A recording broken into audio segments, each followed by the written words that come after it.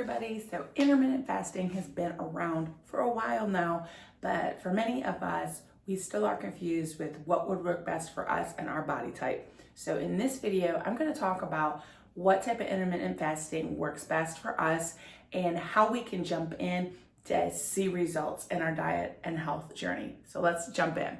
So hey everyone, I am Janice, and I haven't been on for a couple weeks just because my family's been under the weather, but here I am back with a great video, hopefully, on intermittent fasting. So for those of you who know my journey, and I'm still on my journey, but I gave up sugar several months ago. And so one of the things that has helped me just continue my health journey and losing weight and feeling great is that I also,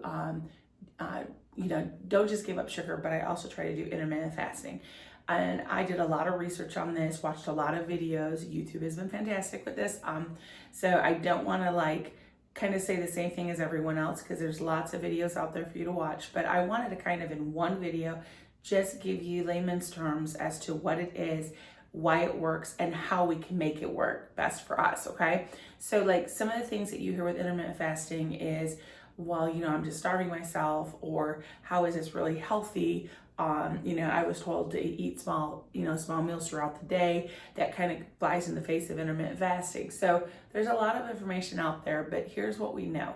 We know research shows that when we give our bodies a break and we stop eating after a certain time and just give ourselves what is considered a fasting window, that we allow our body to just process the food we already have in us and then just honestly give it some breathing room.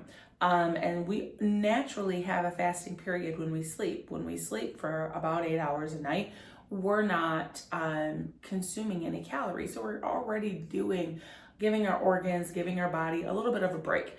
And so intermittent fasting just adds a little bit more hours to that. So some people will intermittent fast at the end of their day. So they'll stop eating a couple hours before bed. And so, and then they'll of course get up and eat breakfast. Other people will, maybe skip breakfast or wake up, they're not really feeling very hungry. And so then they just don't eat for another couple hours in the morning. So we're kind of already doing this, okay? But intermittent fasting is just more focused. It's more attuned to what's going on, being very careful about what we put in our mouth, knowing what we put in our mouth, and just giving our body a break.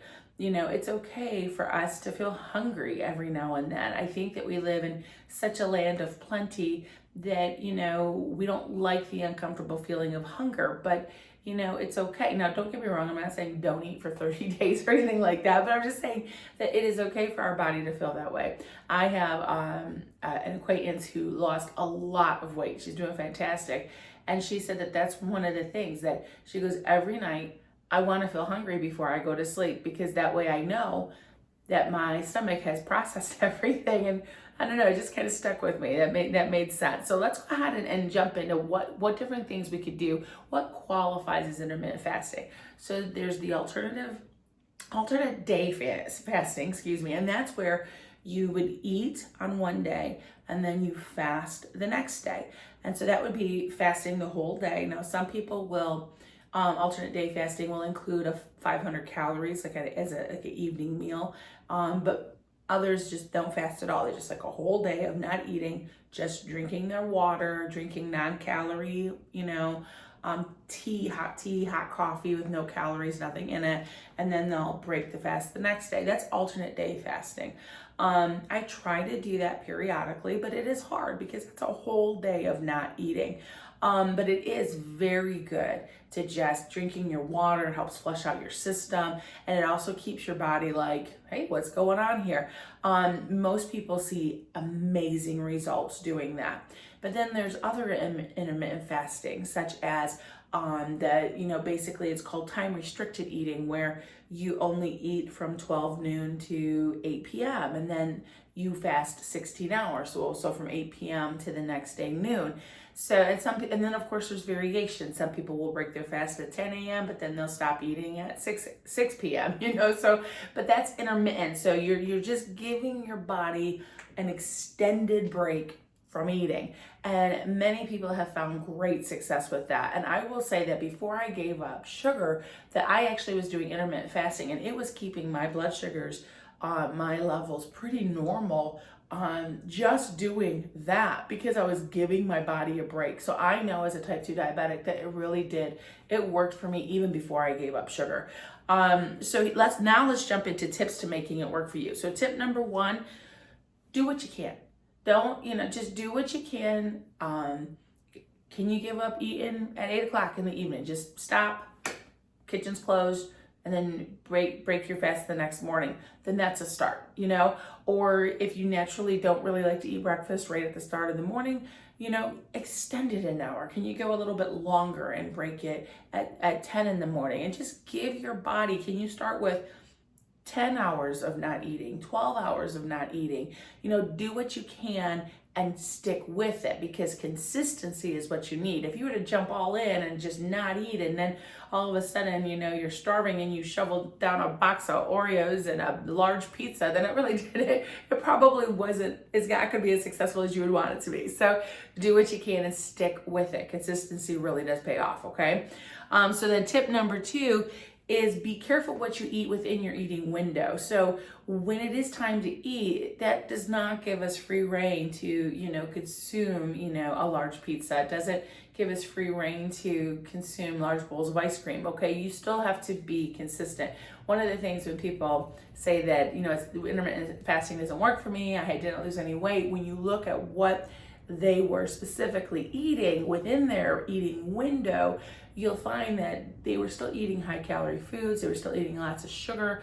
They were still eating things that really don't help a person's health. And so that might be what the block is when it comes to, moving forward with weight loss and health. So you do want to make sure that when you are within your eating window, that you are still eating healthfully, mindfully, and being careful with the calories that you're consuming, and being very mindful of that, okay? Number 3, you start with a smaller fasting window and then build from that. That's what I did, and then I was able to build from that. So now I normally, personally, I stop eating at 6 o'clock in the evening. I try to, and then I won't pick up eating again until 11 o'clock in the morning the next day, or noon. If I can wait till noon, a lot of times when I'm out doing my site visits, which is my main job, I won't eat until after the noon time. But sometimes when I'm home working, then I'll break my fast at 11. So it varies, but normally the minute I'm done with dinner, kitchen is closed for me.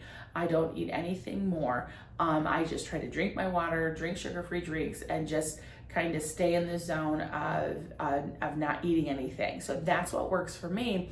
But I grew that. It was hard for me to do at first. And so start small and then build from that. You'll see good results, okay, if you do that. And then this is really important for me, tip number 4. This is, as far as like a testimonial, this was what I think really helped me. And that is variety. I shake it up. I do not do the same thing all the time. So for instance, normally I stop at 6 and then I'll resume eating the next day around 11 a.m. or noon, okay? But then there are some days, 1 or 2 days a month, where I don't eat anything throughout the day. That's my fasting day I just don't eat anything, and then I'll break the fast. Normally this works a lot on the weekends, because on Sundays I'm busy with my church functions, and so I'll break my fast at 2 p.m. on Sundays, and so I'll go all of Saturday into Sunday 2 p.m. I'll do that because you want your body to not fall into the rhythm of what you're doing. If you are consistently doing, your eating window is noon to 8 p.m. and after a couple months, you might hit that plateau. Your body might be like, okay, I get what she's doing now, and then adjust.